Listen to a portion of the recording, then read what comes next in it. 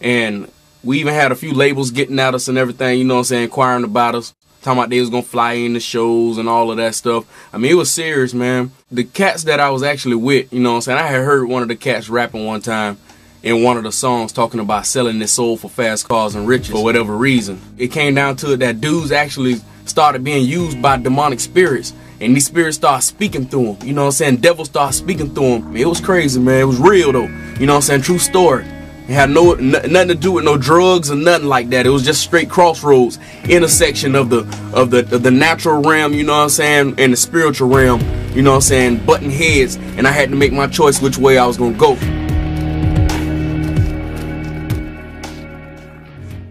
Jurors this morning have more insight about what happened in the moments after American sniper Chris Kyle was killed. Eddie Ray Routh led police on a chase reaching speeds of 100 miles an hour, driving the pickup truck owned by Navy SEAL Chris Kyle. This video shown to jurors Thursday. The chase began after Routh rolled over spike strips laid down by police. At one point, a police car rammed into the truck. Routh was taken into custody shortly after. He told the court that Routh made a series of bizarre comments. He'd taken a couple of souls, and he had more souls to take. One of the responding officers was wearing a body camera. Jurors could hear Routh saying, quote, "I can feel people feeding on my soul." And he asks, quote, "Is the apocalypse upon us right now?" I can read you some of the quotes. Police were talking to him before he took off.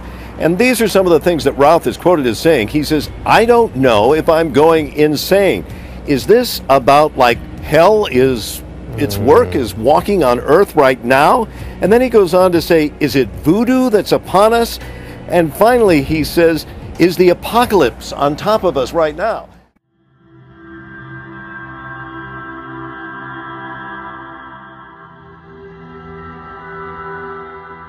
Good evening, everybody.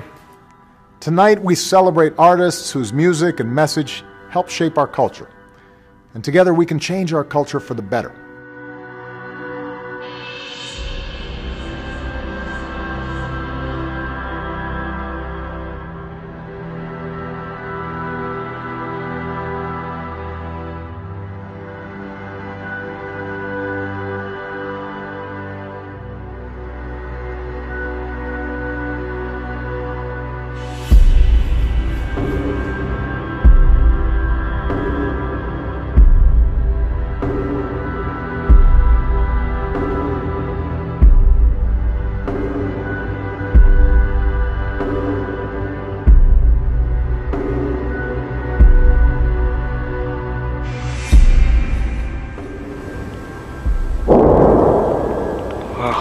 Едь.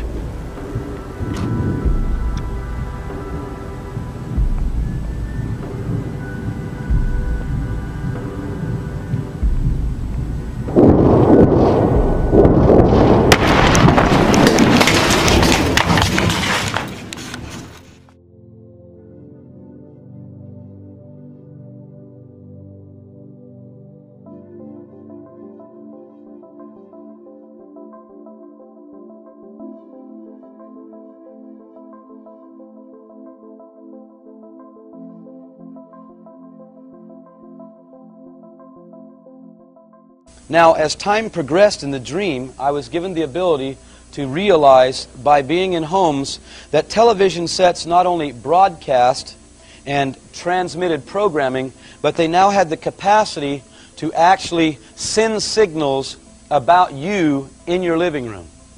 Now listen, I was able to see that television sets were actually watching people in their homes, monitoring their movements, monitoring their conversations. More than just bringing you your favorite shows, it may be watching and recording your every move. 9 on your side, Scott Wagoner tells us this smart TV has some people worried. Since the late 1940s, families have gathered around the television set to watch their favorite shows. But now, in 2015, it appears the television is watching back. It's Samsung's Smart TV. It collects this information through a camera aimed at the viewer and microphones that pick up your conversation. We should absolutely be concerned about this. UC journalism professor Jeff Blevins advises you to read the small print. Oftentimes I think we're not aware of exactly what it is that, that we're giving away or what the consequence of that might be. Samsung says the technology is designed to respond to your preferences. It can find your favorite shows, connect you to services it thinks you would like, and allows you to change its function with a wave of your hand. So my freedoms and my patriotism were instantly being eroded from my understanding. Because our rights contained in the Bill of Rights do not come from the Constitution. They come from God. It's clearly stated our in the laws Declaration do not come of from God, Your Honor, and you know that. The law of this country calls it the organic law of our country, means where our rights come from.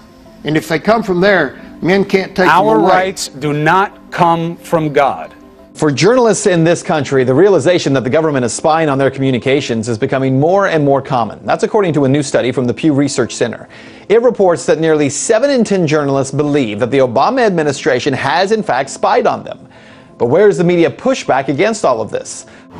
Sobriety checkpoints. Thousands of motorists are stopped in them each year. Good evening, how you doing? Typically, drivers are asked to roll down the window and hand over ID. But more drivers are starting to challenge these DUI checkpoints. A video making its way around the internet is advising motorists that at police DUI checkpoints like this one, motorists can simply communicate in writing. More than 2 million people have watched the video. It shows somewhat surprised officers in Levy County, Florida, look at a flyer and examine identification with the window up. I have my fair DUI flyer. The flyer says, "I remain silent, no searches, I want my lawyer," along with sections of the motor vehicle law. Listen to this one. This is going to have a whole bunch of you rolling your eyes this morning. There was a student at a Florida high school who was in trouble for simply saying, "God bless America," during the school's morning announcements. Some very unusual things began to happen almost immediately. Crops began to perish, droughts and famine. These areas were totally destroyed with drought and famine. Places that were once fertile were now arid deserts. Historic drought continues to take a toll on California's farmland, and today millions learned they won't be receiving any water from the state. A healthy and full lake in Northern California. There's only one problem. This picture is 3 years old. And now I'm walking on top of that very same bridge. Take a look. It is a virtual desert. This is what drought looks like in the state of California. On a farm in Rio de Janeiro state, healthy green corn stalks are disappearing. Brazil's worst drought in 80 years.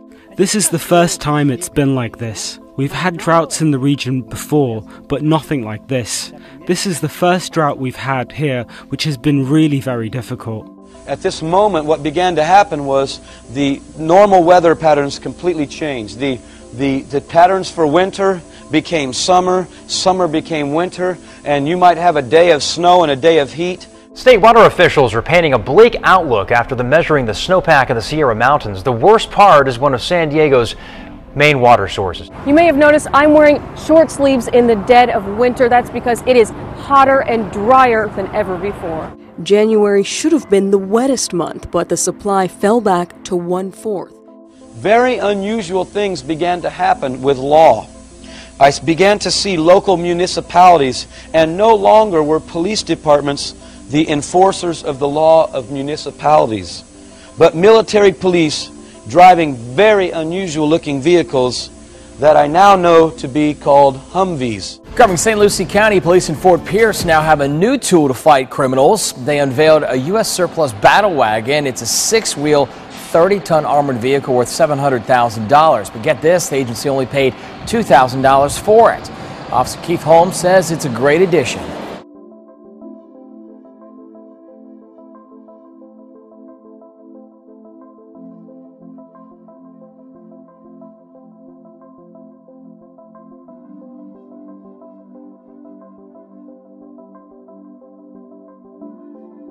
It was canvas here, and there was a man standing in the back. They were wearing very unusual outfits, by the way.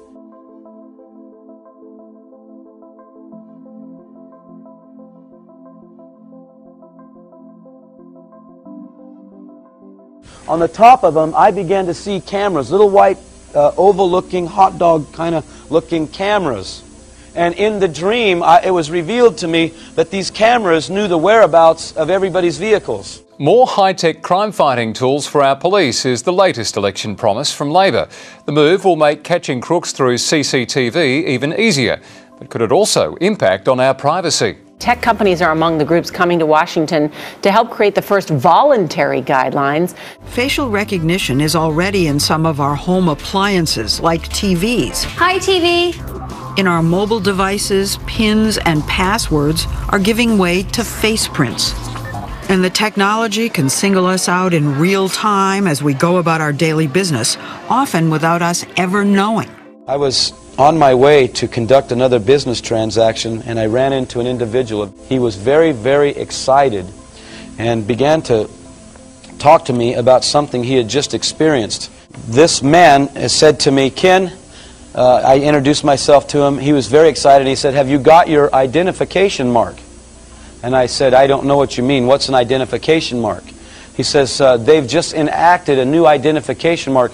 And by the way, this started with a voluntary implementation first. You did it voluntarily first. This man told me you ought to get yours done real soon to avoid the hassle, because soon everyone, they say, will have to have this to conduct business. And finally this morning, no need to worry about forgetting your work ID with this development. A new office facility in Sweden is offering workers the option to have a microchip implanted to give them access to the building. Now, the chip is about the size of a grain of rice and would be implanted in the hand.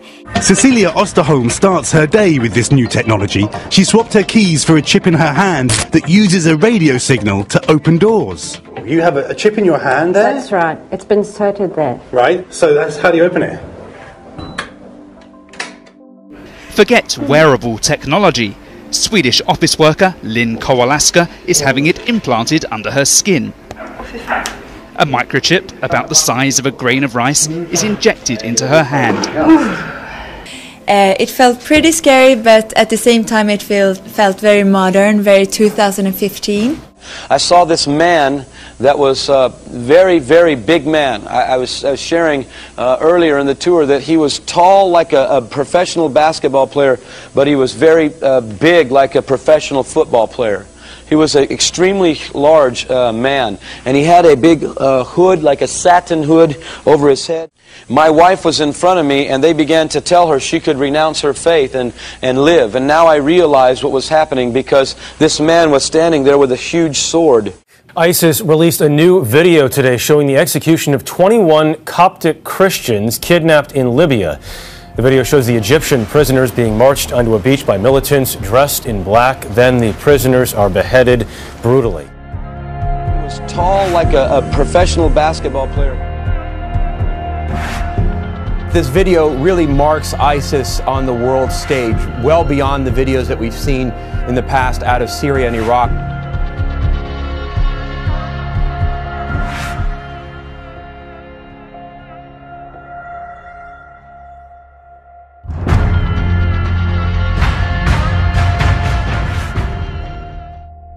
Stranded on a notorious stretch of coast in New Zealand. Almost 200 pilot whales have beached themselves. Around 25 of the animals have already died, and more are expected.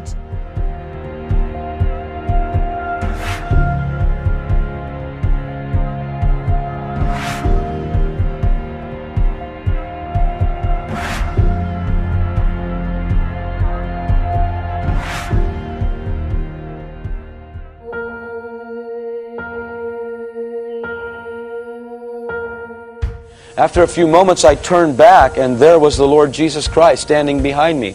And I can tell you, folks, I know for a certainty He is the Lord of lords and the King of every king.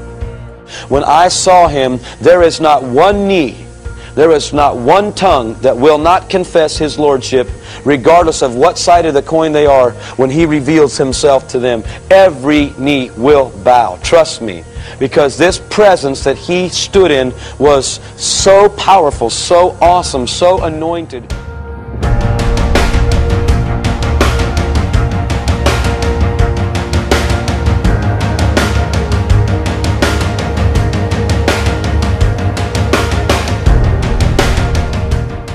really heard the gospel in its purest, you know what I'm saying, in purity and in truth, you know what I'm saying. I ain't know that Jesus Christ was the only way.